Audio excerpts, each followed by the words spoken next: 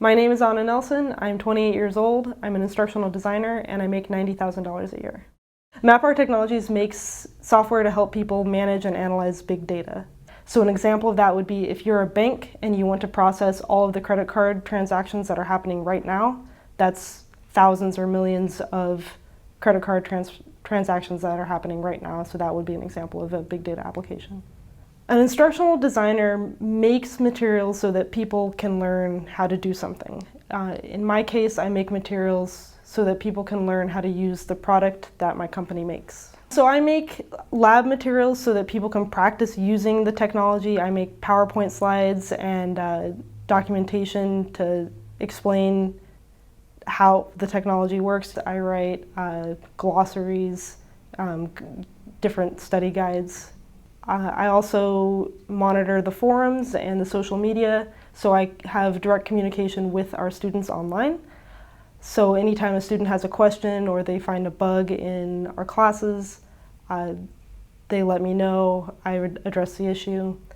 So I'm writing emails, so whenever you sign up for an online class like Khan Academy, you get that email that says, oh, hey, great job learning, keep going with this next thing.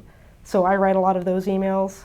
Instructional design is at a lot of tech companies, and especially because technology is constantly changing, so you have the how to use this version of the software and then a new version of the software gets released, and so now you have to create another new tutorial that says, well, how do you use the new version and how is it different from the old version? And so every time a new version gets released, we have to update our courses.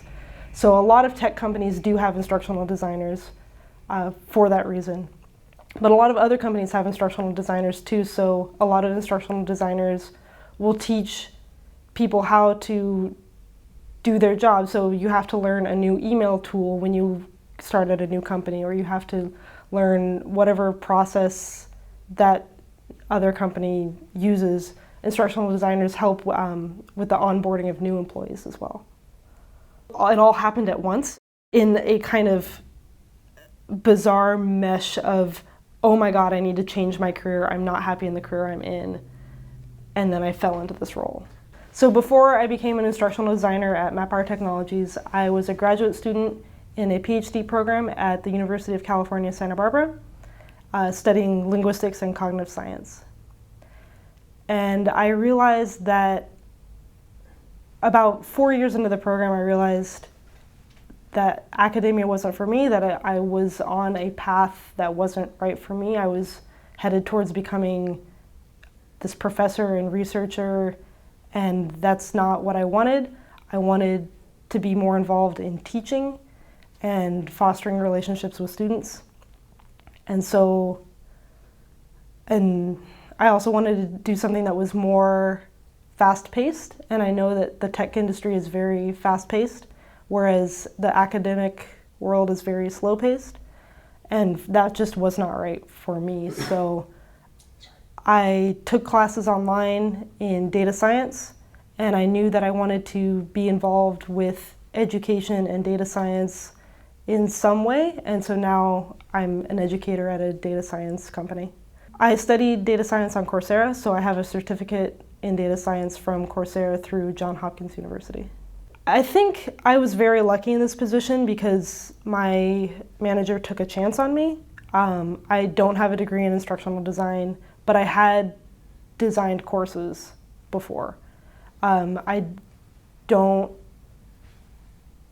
have a degree. I don't have a degree in computer science, but I had built projects and put them on the web.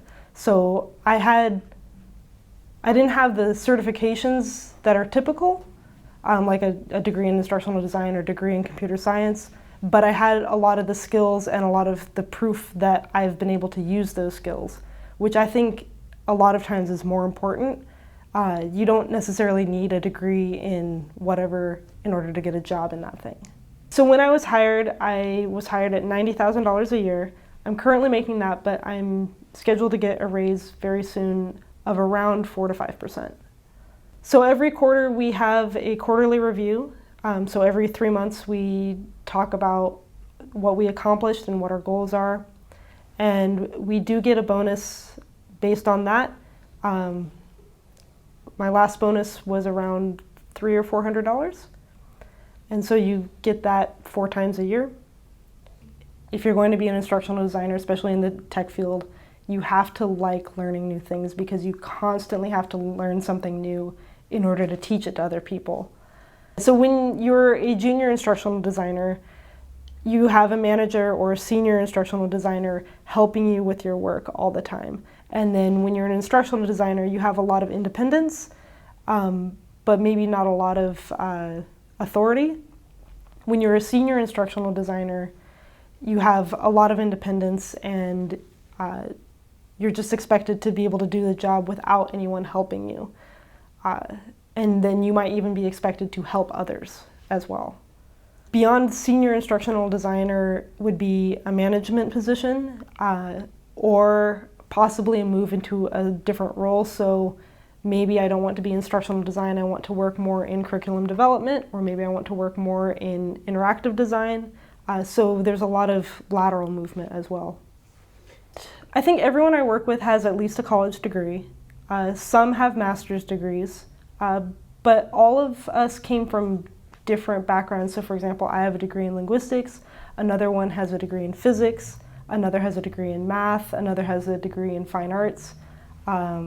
So it's not like you need a degree in computer science to work in the tech industry.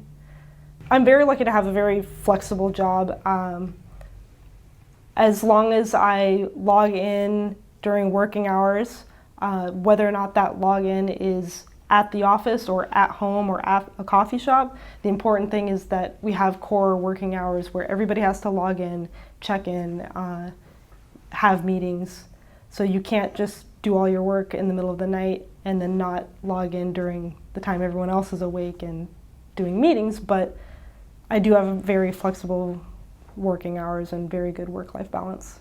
I think the most important career advice is to always want to keep learning, no matter what your career is. I think if you wanted to become an instructional designer especially, being in the education field means constantly learning so you can constantly teach. But any field, your education doesn't stop after high school or after college. There's always going to be new technologies or new, whatever it is to learn. So being open-minded and being willing to accept new chances and try new things is really important.